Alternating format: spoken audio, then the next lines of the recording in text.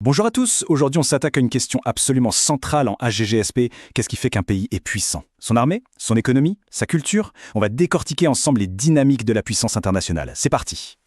Alors, la grande question qui va nous guider tout au long de cette analyse, c'est celle-ci. Qui dirige vraiment le monde aujourd'hui? Est-ce que le pouvoir se trouve encore dans les porte-avions et les armées, ou est-ce qu'il a basculé du côté des géantes de la tech, les GAFAM? C'est une question simple à poser, mais vous allez voir, la réponse est incroyablement complexe. Voici notre plan de match. D'abord, on va définir ce qu'est la puissance. Ensuite, on verra ses différentes formes avec des exemples très concrets.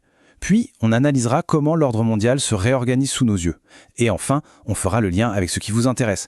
Comment réussir l'épreuve du bac avec tout ça? Allez, première étape, on commence par les fondations. Pour pouvoir analyser quoi que ce soit, il faut qu'on soit tous d'accord sur les termes. Alors la puissance, qu'est-ce que c'est exactement? La définition classique, celle du grand penseur Raymond Aron, est assez directe. La puissance, c'est la capacité d'un acteur, un État par exemple, à imposer sa volonté aux autres. C'est simple, mais derrière cette simplicité se cachent plusieurs dimensions. En fait, cette capacité se décline de 4 manières. Il y a la capacité de faire quelque chose, soi-même, mais il y a aussi le pouvoir de refuser de faire, et puis plus subtil, la capacité de faire quelque chose par les autres, et enfin la capacité de empêcher les autres de faire. Prenez les États-Unis. Ils peuvent lancer une guerre, faire, refuser de signer un accord sur le climat, refuser de faire, pousser leurs alliés à intervenir, faire, ou mettre leur veto à l'ONU peut bloquer une résolution, empêcher de faire. Une vraie superpuissance maîtrise ces 4 leviers.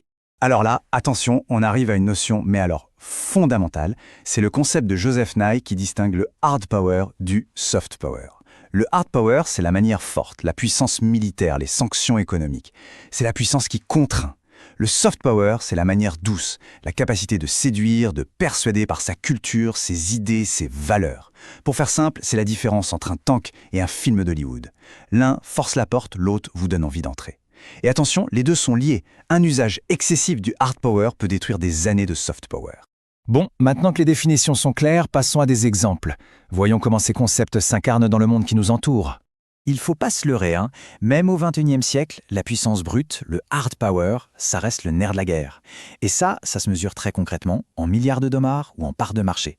Regardez-moi ce graphique, les chiffres sont juste vertigineux. Le budget militaire des États-Unis à lui seul représente quasiment 40% des dépenses mondiales. C'est ça, concrètement, la capacité à projeter sa force partout sur le globe. Ça part d'elle-même. Et de l'autre côté, on a le soft power.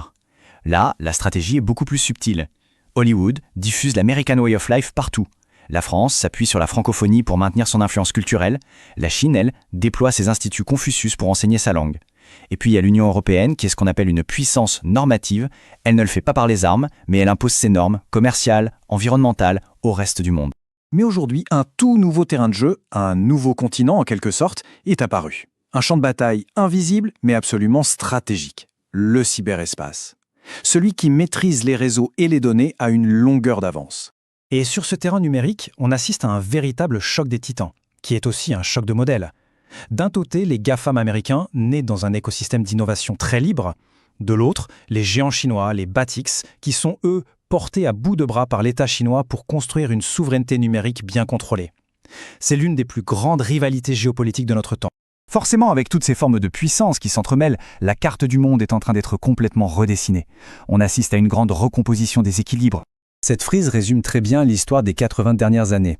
On est passé d'un monde coupé en deux, le monde bipolaire de la guerre froide, à un monde totalement dominé par les États-Unis après 1991, ce qu'on a appelé l'hyperpuissance américaine. Mais aujourd'hui, c'est fini. Nous sommes dans un monde multipolaire, avec plusieurs centres de pouvoir qui se font concurrence. Et ce monde multipolaire, il est marqué par une tension permanente.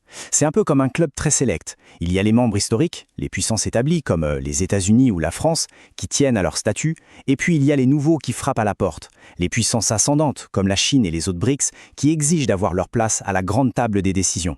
Ah, l'Union européenne, ça, c'est un cas d'école, un sujet parfait pour le bac. Pourquoi? Parce que c'est une puissance pleine de paradoxes. D'un côté, c'est un géant économique, la deuxième économie du monde, et une vraie puissance normative.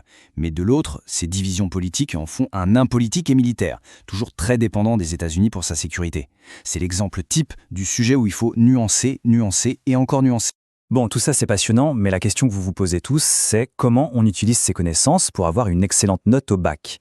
Allez, on passe en mode méthode. Attention, le piège classique au bac, c'est de réciter son cours en vrac, sans structure.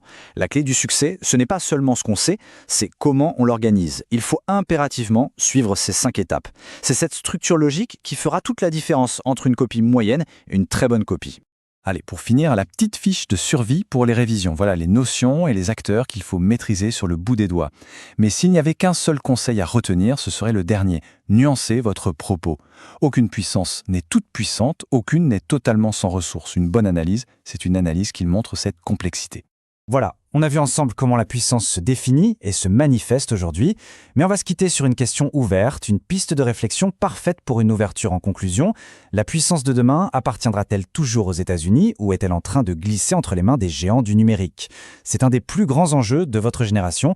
Merci de votre attention et bonne révision.